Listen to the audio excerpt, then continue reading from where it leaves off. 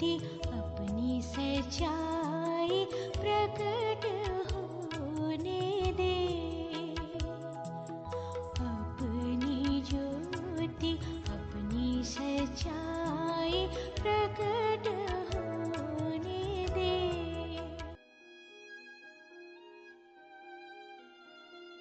परमेश्वर के रहस्य बाटिए बाय बक्सिंग के द्वारा।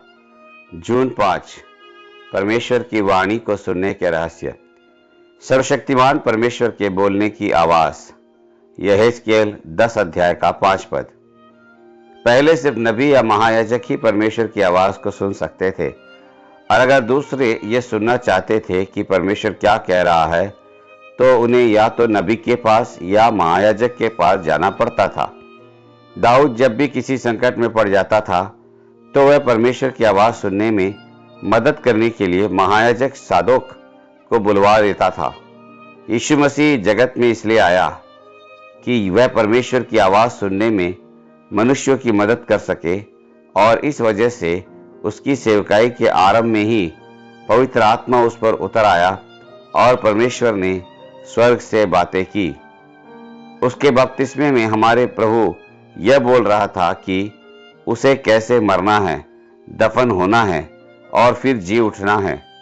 उसने अपनी सेवकाई के आरंभ में ही एक प्रतीकात्मक रूप में इस बात की घोषणा कर दी थी।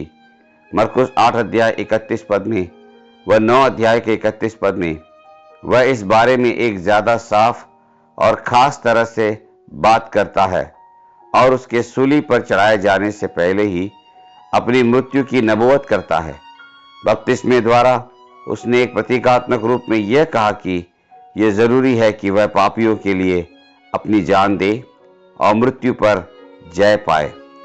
और तब स्वर्ग खुल गया और परमेश्वर की आवाज सुनाई दी थी। जिन लोगों को उनके जीवन में प्रभु यीशु मसीह का अनुभव होता है, वे प्रतिदिन स्वर्ग को खुला हुआ देखते हैं।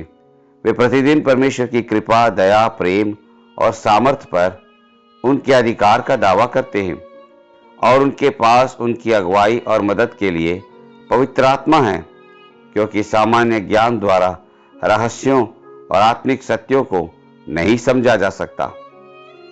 आप भी अपनी जरूरत के अनुसार प्रतिदिन परमेश्वर की आवाज को सुन सकते हैं, और उस भीतरी आवाज द्वारा एक अचूक रूप में यह जान सकते हैं कि परमेश्वर आपसे क्या अपेक्षा रखता है और आपसे क्या काम चाहता है।